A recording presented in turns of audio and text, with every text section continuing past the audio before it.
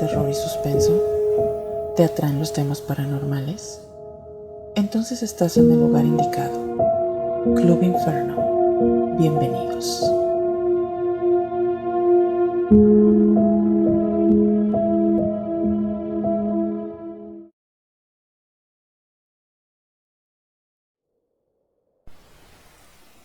¿Alguna vez has sentido que alguien te observa? ¿Alguna vez has sentido cómo tu cuerpo se paraliza y los vellos de tu piel se erizan sin una explicación lógica? ¿Alguna vez has experimentado ese miedo que te atormenta y que te impide estar sola en algún lugar? Eso fue todo lo que yo viví hace algunos años, y esta es mi historia. Vivo en la ciudad de Aguascalientes, pero nací en la Ciudad de México, en donde residí por más de 30 años. Cuando yo era niña, mi mamá compró un terreno ubicado al sur de la ciudad, en donde a lo largo de los años construyó una casa muy grande. En un principio, cuando nos mudamos a la casa, éramos únicamente mi mamá y yo. Pero la casa siempre tuvo un ambiente tranquilo, muy relajado, a pesar de que yo pasaba mucho tiempo sola ahí. Sin embargo, años después empezaron a ocurrir ciertos sucesos para los cuales no tengo explicación alguna. Todo comenzó cuando yo ya me había casado y mi mamá se había mudado de esa casa porque decidió vivir al norte de la ciudad por cuestiones personales. Tengo 3 hijos varones y en ese entonces contaban los 2 mayores con 8 y el más pequeño 1 año de edad. Me encontraba en la casa únicamente en la compañía de mi bebé, que dormía la mayor parte del tiempo. La casa constaba de 2 niveles, jardín, terraza y cochera. Me disponía a desayunar mientras observaba un poco de televisión. Recuerdo que era época de invierno y yo tenía todas las ventanas y puertas bien cerradas. Afuera soplaba un viento muy fuerte, algo inusual para esa época del año. De pronto, las cortinas de mi sala empezaron a moverse. El movimiento creaba un efecto parecido al de una ola, es decir, como si alguien hubiera pasado por enfrente de ellas y con su mano las estuviera moviendo lentamente a cada paso que daba. Todo esto pasó así hasta que llegó a una planta grande que ubicaba yo justo al lado de las cortinas. Esa planta también empezó a moverse. Me quedé paralizada. No supe cómo reaccionar, qué hacer o qué decir ante algo que no puedes ver. No había manera de que el movimiento de las cortinas fuera provocado por el viento.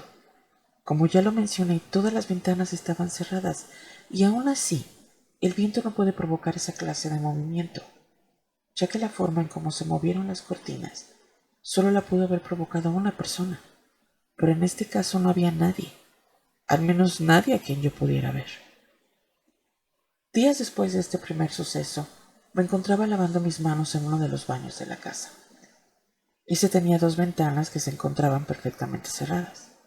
Empecé a maquillarme y de pronto sentí un soplido en mi oído, seguido de un suspiro largo y agudo, parecido a un lamento. Sí, como si alguien estuviera lamentándose justo, justo en mi oído. Volté inmediatamente, pensé que una de las ventanas se había abierto por accidente, pero no, estaba atorada. No había manera alguna de que el aire se pudiera colar por el baño. Todo estaba perfectamente cerrado. Se me erizaron los vellos de mi cuerpo. No era posible que una situación así se estuviera presentando. No tenía sentido. Desafortunadamente, esta clase de sucesos se convirtieron en algo cada vez más frecuente, algo difícil de ignorar. En una ocasión, cuando ya había terminado de hacer la cocina, dejé todo en perfecto orden. La loza lavada y acomodada en el fregadero, la mesa limpia, en fin, todo para poder dar paso a otras actividades. Me encontraba preparándome para poder realizar un poco de ejercicio, cuando de pronto se escuchó un fuerte golpe en el aluminio de la cocina. Esto provocó que parte de los trastes que se encontraban ahí cayeran al piso de forma repentina. Lo primero que hice fue entrar corriendo, presa del miedo porque no sabía si estaba a punto de ver algo que en verdad no quería ver. Por supuesto, ahí no había nadie, solamente un desastre provocado por la caída de la loza, pedazos de platos rotos y vidrios por doquier. Esto no era una situación agradable para nada, para nadie.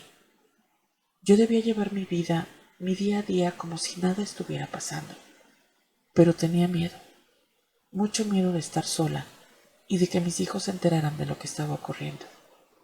Quería protegerlos porque no quería que se sintieran como yo. Todo el tiempo me sentía observada hiciera lo que hiciera.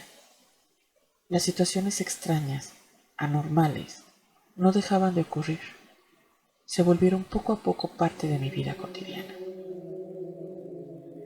Con el paso de los días, en la casa empecé a ver dos figuras negras corriendo siempre una detrás de la otra, y en ocasiones paradas una al lado de la otra. Una de ellas parecía ser de un niño como de 1,10 m, y la otra era una figura alta como de un hombre de aproximadamente 1,80 m. Ambas figuras parecían ser apariciones, es decir, las veía en cuestión de segundos e inmediatamente se disipaban. Lo más común con estas apariciones, y digo común porque esto ya era algo que ocurría prácticamente todos los días, era ver ambas figuras correr a lo largo de las escaleras de la casa, como si escaparan de algo, o como si jugaran una con la otra. Es increíble que aún a pesar de la música, de la televisión, o cualquier otro factor de distracción que yo utilizara para tratar de calmar mi nerviosismo y mi miedo, esto era poco o nada efectivo para que estas sombras dejaran de aparecer de forma repentina, como si se sintieran parte de la casa, como si ese fuera el lugar donde debieran habitar. Un día llegó a visitarme una de mis mejores amigas que tenía 2 hijos casi de la misma edad de los míos. En cuanto llegaron salieron a jugar al jardín y mi amiga y yo nos quedamos en la sala platicando y tomando café. Estábamos pasándola muy bien y yo me sentía muy contenta de tener invitados en casa. Cuando de pronto ambas escuchamos de forma muy clara cómo en la parte de arriba de la casa empezaban a caer objetos. Sonaba como cuando avientas una silla o empujas un mueble y se siente la vibración en el piso. Todo esto seguido de pasos que poco a poco se empezaron a escuchar cada vez más y más fuertes, como si una manada de animales corriera intempestivamente por la casa. Pero arriba no había nadie. Todos estábamos en la planta baja. Mi amiga se asustó muchísimo. Nunca antes la había visto tan nerviosa. Estaba a punto de llorar y yo únicamente intenté calmarla diciéndole que podían ser nuestros nervios o que tal vez lo estábamos imaginando. Pero ¿qué podría decirle yo si ni yo misma estaba segura de lo que estaba pasando en mi propia casa? Ese día mi amiga no quiso dejarme sola con mis hijos y esperó hasta que llegara mi esposo para poder irse ya un poco más tranquila. Esta clase de sucesos dejaron de convertirse en algo propio de la familia. En mi casa acostumbrábamos tener fiestas o reuniones con amigos de forma frecuente. En una ocasión, estando en una reunión, una de nuestras invitadas se encontraba platicando con otra persona, cuando de pronto nos preguntó a mi esposo y a mí si todo estaba bien en la casa. Y yo le dije, ¿a qué te refieres? ¿Cómo que todo bien? Fue cuando me dijo que sintió como alguien o algo le había resoplado en el oído y le había tocado el hombro. Pero cuando volteó rápidamente para ver quién era, no había nadie detrás de ella. Al momento de estarnos platicando esto, en su cara se reflejaba claramente el miedo. Estaba pálida, y después de eso se la observaba inquieta y temerosa. De hecho, buscó el mejor sillón con el que diera su espalda a la pared, para no ser víctima nuevamente de esa sensación que acababa de padecer. Ese mismo día de la fiesta, uno de los mejores amigos de mi esposo se quedó a dormir en la sala de mi casa. Él vivía muy lejos y era prácticamente de madrugada cuando la mayoría de los invitados empezó a retirarse. Al día siguiente, mientras desayunábamos, nos preguntó si alguno de nosotros había bajado a la sala. Mi esposo y yo nos volteamos a ver extrañados por su pregunta y yo le dije no. En realidad todos dormimos de filo toda la noche y no acostumbramos a bajar ni a la sala ni a la cocina. Fue cuando empezó a contarnos que eran alrededor de las 3:30 de la mañana, cuando escuchó pisadas en la cocina y el ruido de unos vasos chocando unos contra otros. Incorporándose ligeramente en el sillón, preguntó quién estaba ahí, pero no recibió ninguna respuesta. Trató de conciliar el sueño nuevamente, cuando sintió claramente la respiración de una persona a centímetros de su rostro. Abrió los ojos y todo estaba oscuro. No había nadie. Prendió la luz de la sala para revisar o tratar de encontrar algo que pudiera dar una explicación a lo que acababa de experimentar. Después de platicarnos lo anterior, fue que me decidí a platicar abiertamente con mi esposo todos los sucesos que a mí me venían ocurriendo tiempo atrás. Fue entonces cuando decidimos buscar ayuda y supimos de una persona que nos podría orientar llevando a cabo la lectura de unas oraciones que al parecer eran muy poderosas para poder limpiar la casa de energías negativas. Cuando recibimos estas indicaciones, debían rezarse las oraciones en punto del mediodía, acompañadas de unas velas de color morado que debían estar encendidas todo el tiempo, todo lo que durara la limpieza de la casa. Pero únicamente debía de haber 2 personas leyendo las oraciones al unísono. Debían recorrer los lugares rincón por rincón. En este caso, la persona que ayudó a mi esposo fue precisamente su mejor amigo, de quien omito el nombre por respeto a su persona y a quien siempre agradeceré el apoyo que nos brindó en ese momento. Tiempo después de que se realizó la limpia en la casa, todo estuvo en relativa calma. El ambiente se sentía diferente. La vibra del lugar ya no se sentía pesada. Ya no se percibía esa tensión al momento de entrar a la casa. Las sombras negras de las cuales platiqué anteriormente ya no se veían por ninguna parte. Me sentía tranquila cuando estaba sola. Ya no tenía miedo, pero sobre todo ya podía dormir tranquila. O al menos eso era lo que yo pensaba. Meses después, nos fuimos a dormir. Me quedé profundamente dormida, me sentía ya muy tranquila. Cuando de pronto, a mis espaldas, alguien o algo jugaba con mi cabello. Era como si lo estuvieran trenzando, peinando, y lo estuvieran tocando de forma muy suave, muy tranquila. Nunca sentí una actitud agresiva, no sentí que lo jalaran. Era algo muy suave, muy pausado.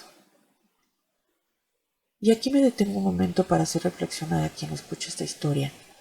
¿Qué hubieras hecho tú? ¿Habrías volteado en ese momento a pesar de que lo que pudieras ver hubiera sido algo fuera de toda lógica? Yo no pude hacerlo. Es increíble cómo el miedo te puede paralizar de tal manera que eres incapaz de gritar, de moverte o de reaccionar positivamente. Imagino que pasaron segundos para que pudiera moverme y despertar con gritos a mi esposo, pidiéndole que encendiera la luz, que alguien había entrado a la casa, que estaban tocándome. Él se despertó y rápidamente tomó un bat que siempre guarda al lado de su lámpara de noche. Revisó toda la casa, habitación por habitación. Incluso salió al jardín, pero no había nada, nadie. Nada que nos diera el menor indicio de que alguien pudiera haber ingresado a la casa mientras dormíamos. Por supuesto, el resto de la noche me fue imposible conciliar el sueño. No había manera de que yo pudiera dormir de nuevo. Esta cosa, esta presencia ya podía tocarme. ¿Y después qué seguía? Esa clase de pensamientos dominaron mi cabeza el resto de la noche. Un detalle extraño era que cuando miré mi reloj, este marcaba las 3:30 de la madrugada. ¿Coincidencia? No lo sé. Llegó el momento en que por azares del destino debíamos cambiar de residencia. Nos empezamos a despedir de nuestros amigos, de mi familia. Empezamos a organizar, guardar, clasificar, en fin, todo lo que conlleva una mudanza como la que nosotros llevaríamos a cabo. Una vez con todo organizado, las cajas cerradas, los muebles ya en camino hacia Aguascalientes, llegó mi mejor amiga a despedirse de mí. Platicamos por largo rato y la acompañé hacia su auto. Cuando estaba por irse, vi que fijó la vista hacia una de las ventanas de la casa. Y fue entonces cuando me preguntó que si había alguien más con nosotros en ese momento. Yo le respondí que no, que aparte de mis hijos y mi esposo no había nadie más. Fue entonces cuando su respuesta se sintió como un balde de agua helada. Me dijo que acababa de ver la figura de un niño asomándose por una de las ventanas de la casa. Yo le creí. En ningún momento puse en duda lo que me dijo, ya que días atrás uno de mis hijos entró corriendo hasta mi recámara y me dijo que acababa de ver a un niño que se asomaba por la puerta que da al patio trasero de la casa. Cuando mi hijo me estaba platicando esto, estaba pálido, su respiración era agitada, moría de miedo, y eso era justamente lo que yo había tratado de evitar en todo este tiempo. Pero como suele ocurrir, hay cosas que ni como padres podemos evitar. Finalmente llegó el día de abandonar la casa. Ya vacía y sin un solo mueble, se sentía más fría y más tétrica que nunca. Sin embargo, aun a pesar de todo lo que viví ahí, guardo cierta nostalgia por todos los momentos maravillosos que también fueron muchos. Tiempo después mi mamá vendió la casa y actualmente ahí vive otra familia. Desconozco si las situaciones paranormales que llegaron a presentarse hayan cesado, pero algo que no ha podido cambiar a pesar de los años que han transcurrido es que en mis sueños se repiten una y otra vez diferentes escenarios de la casa, en los cuales sigo siendo la protagonista y siguen provocando en mí ese miedo que ignoro si algún día desaparecerá.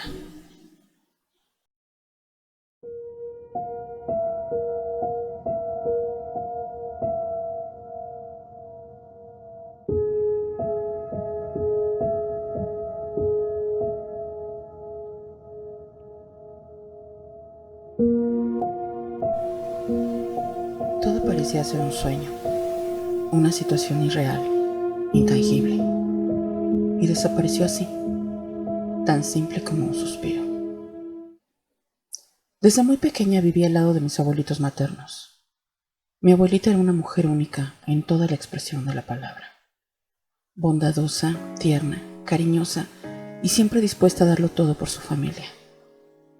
Hasta donde yo recuerdo siempre la vi trabajar, la clásica ama de casa entregada y abnegada que no tenía más fuerzas para dar, pero que siempre lograba estar ahí para todos nosotros.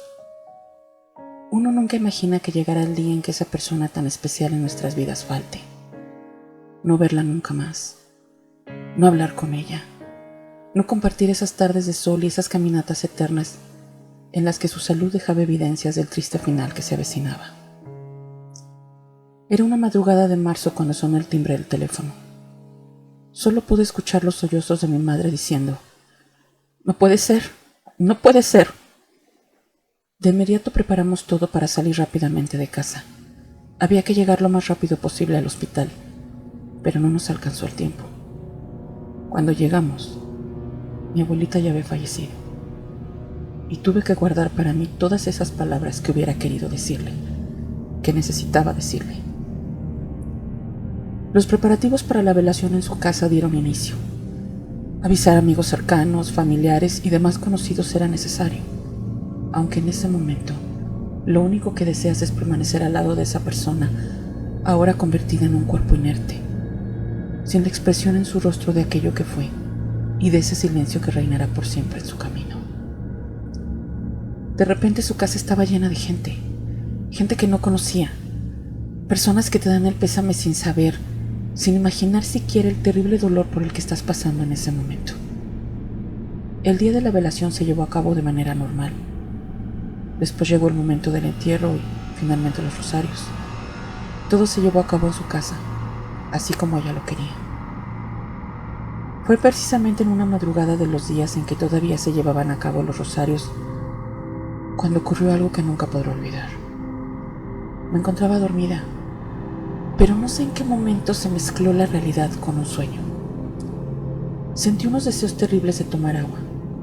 Me levanté de la cama y empecé a bajar por las escaleras, paso a paso, muy lentamente, con ese deseo de llegar al final, pero al mismo tiempo ese miedo de no querer hacerlo. Desde uno de los descansos de las escaleras se visualizaban unos cirios enormes que se encontraban encendidos a la mitad del comedor. En medio de ellos se dibujaba una cruz blanca en el piso y la luz estaba apagada. Todo se iluminaba apenas por el tenue reflejo de los cirios. Continué bajando por las escaleras. Vi que la luz de la cocina se encontraba encendida. Abrí la puerta y ahí estaba ella, sentada en su silla favorita, tejiendo como hacía mucho no lo hacía. En cuanto me vio, lo primero que me dijo fue: «Hola, hija, ¿cómo estás? Tienes sed, ¿verdad? ¿Quieres un vaso con leche o prefieres tomar agua?» Mi piel se estremece aún al recordar esas palabras. Me acerqué muy lentamente a ella y le dije: «No te preocupes, únicamente me serviré un vaso con agua y me lo tomaré aquí mientras te veo tejer». Ella me miró con tanta ternura y me dijo estas palabras que al día de hoy retumban en mi cabeza y en mi corazón. «Quiero que sepas que te quiero mucho, que siempre estaré a tu lado aunque ya no me puedas ver ni puedas tocar mis manos. Ahí estaré.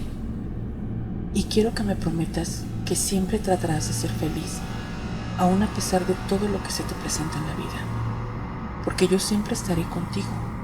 Promételo». «Claro que sí, abuelita. Yo te lo prometo. Así será». Terminé de beber mi agua. Lo coloqué en el fregadero y caminé hacia ella, inclinando mi cabeza en sus piernas como me gustaba hacerlo para quedarme dormida mientras ella acariciaba mi cabello. Recuerdo muy bien que le dije: «Te quiero mucho. No me quiero ir a dormir». Pero ella, con su voz calmada y firme, me dijo: «Es hora de que te vayas. Mañana tienes muchas cosas que hacer y yo también ya me tengo que ir». Y se despidió de mí dándome un tierno beso. Ese beso que se sintió tan real, tan presente, y que fue el claro indicio de que mi abuelita fue a despedirse de mí antes de partir para siempre. Fue una sensación muy difícil de explicar con palabras. ¿Cómo explicas que en un sueño puedes llegar a sentir algo de forma tan real? Así es. Sí pasa. Sí ocurre cuando nuestros seres queridos buscan la manera de hacernos saber que siguen presentes en nuestras vidas, acompañándonos a cada minuto.